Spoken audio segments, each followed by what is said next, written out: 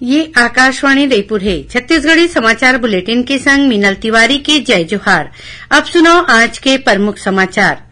छत्तीसगढ़ विधानसभा में बजट सत्र के दूसरे दिन आज चालू वित्तीय बछर बर करीबन 4,143 करोड़ रुपया के तृतीय अनुपूरक बजट पारित कर देगी।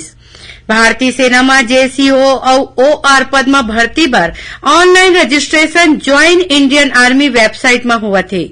रजिस्ट्रेशन करवाए के आखिरी तारीख 15 मार्च है और राजभाषा विभाग डहर ले हिंदी के प्रचार प्रसार ला काली रायपुर में क्षेत्रीय राजभाषा सम्मेलन राखे जाही।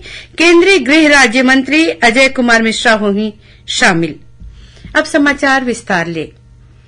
छत्तीसगढ़ विधानसभा में बजट सत्र के दूसरे दिन आज चालू वित्तीय बछर बर प्रस्तुत करीबन 4,143 करोड़ रुपया के तृतीय अनुपूरक बजट पारित कर देगी। ये अनुपूरक बजट में पीए के पानी, सड़क, स्वास्थ्य, सिंचाई, आवास, भूजल संरक्षण, आजीविका, औद्योगिक प्रशिक्षण, कस्टम मिलिंग समेत आने मद में अतिरिक्त राशि के प्रावधान रखे गए हैं। ये रकम ला मिला के अब वित्तीय बछर 2022-23 के मुख्य बजट के आकार 1,15,385 करोड़ रुपया हो गए हैं। अनुपूरक बजट में राजस्व व्यय बर 2,575 करोड़ रुपया और पूंजीगत व्यय बर 1,569 करोड़ रुपया के प्रावधान रखे गए हैं। मुख्यमंत्री भूपेश बघेल ह सदन में तृतीय अनुपूरक बजट बर करेगे प्रावधान के जानकारी देवत बताइन कि जल जीवन मिशन में करीबन 24 लाख ग्रामीण परिवार ला घरेलू नल कनेक्शन दे बर निर्माणाधीन काम बर 900 करोड़ रुपया के अतिरिक्त प्रावधान है। उन्हें मछली पालक मन ला कृषि पंप के जिनिस मुफ्त में विद्युत सुविधा के फायदा दे बर कृषक जीवन ज्योति योजना में 341 करोड़ रुपया के अतिरिक्त प्रावधान करे गए है।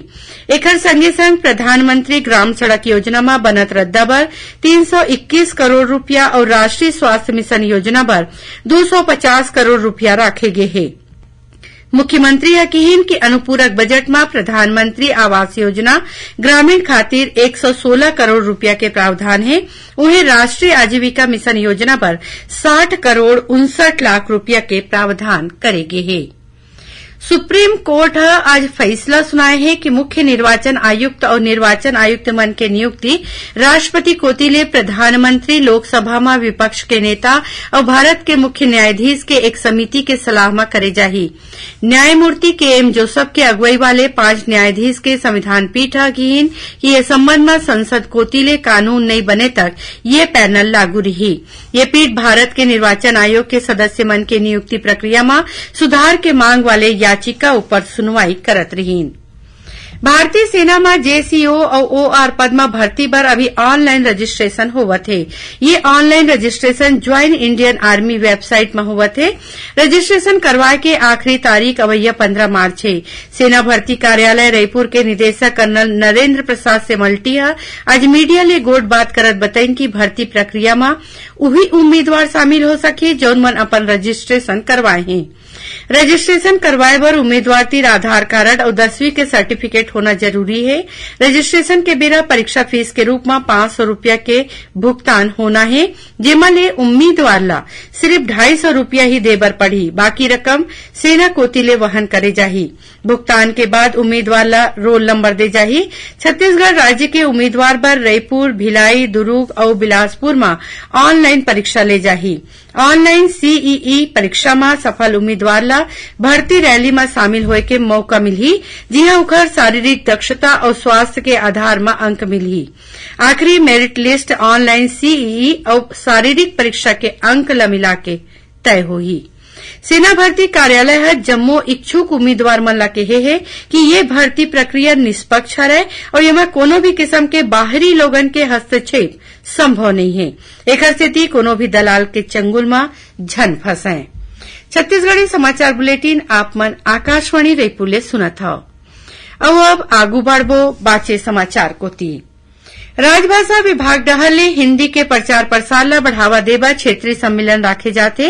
एमा काले रायपुर के शहीद स्मारक भवन में क्षेत्रीय राजभाषा सम्मेलन राखे जाही, जेमा केंद्रीय गृह राज्य मंत्री अजय कुमार मिश्रा और निश्चित प्रामाणिक संघरही।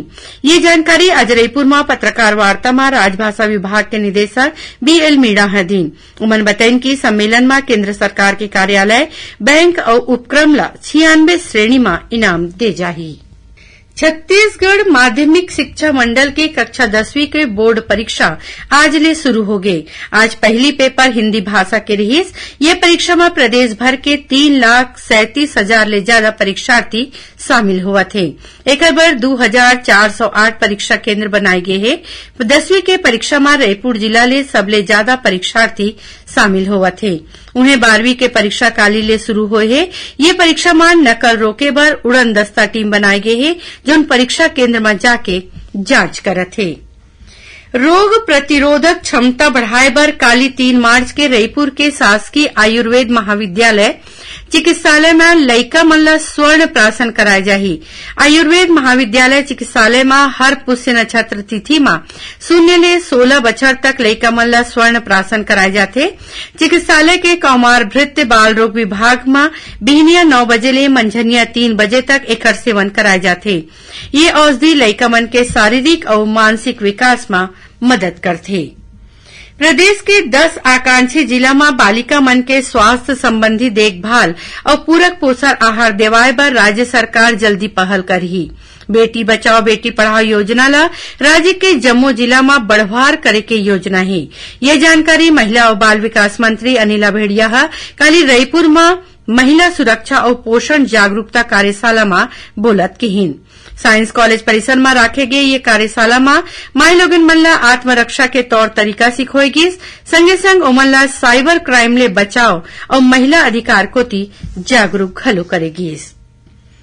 होली के मौका में दुर्ग, बिलासपुर और गया पटना के बीच यात्री ट्रेन में होवैया भीड़ ला ध्यान में राखत एक Holi special super fast train चलाए जाही। एक फेरा बर ये ट्रेन दुर्ग, पटना, दुर्ग के बीच चलाए जाही। ये ट्रेन दुर्ग ले 6 मार्च और लहुटत बेरा पटना ले 9 मार्च के छुट्टी। मुख्यमंत्री भूपेश बघेल ने कल रायपुर में उखा निवास कार्यालय में सोलो साइक्लिस्ट आशा मालवी भेंट करीन। मुख्यमंत्री ला सुश्री मालवी बताइन कि ओमन माइलोगन के सुरक्षा और ओमन ला मजबूत बनाए के संदेश लेके भारत ले साइकिल यात्रा में निकले हवय।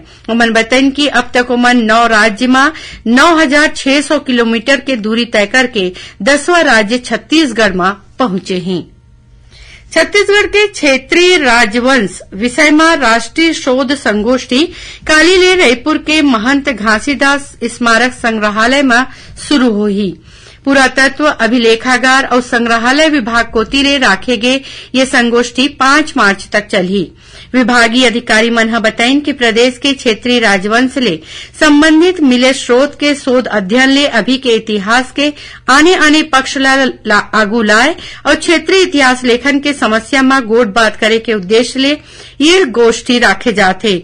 एमा छत्तीसगढ़ समेत महाराष्ट्र, मध्य प्रदेश, बिहार और ओडिशा के अध्येता घलो शामिल होही। नवा रायपुर के पुरखौती मुक्तांगन में नवा साज सज्जा करके एला और सुघ्घर बनाए जाही। संस्कृति मंत्री अमरजीत भगत विभागीय काम के समीक्षा के बेरा अधिकारी मन ले कहीन की पुरखौती मुक्तांगन में पर्यटक मन बर सुविधा बढ़ाए जाए। ओमन पर्यटक बर ऑनलाइन टिकट के व्यवस्था करे और टिकट काउंटर के संख्या बढ़ाए के निर्देश घलो दीन। उन्हें चिन्हारी योजना के समीक्षा कर श्री भगत ज्यादा ले ज्यादा स्थानीय कलाकार मन ला मौका देके बात कहीन। आखिर में प्रमुख समाचार एक घाव फेर। छत्तीसगढ़ विधानसभा में बजट सत्र के दूसर दिन आज चालू वित्तीय बछर बर करीबन 4,143 करोड़ रुपया के तृतीय अनुपूरक बजट पारित कर देगी। भारतीय सेना में जेसीओ और ओआर पद में भर्ती बर online registration joint Indian army website में हुआ थे।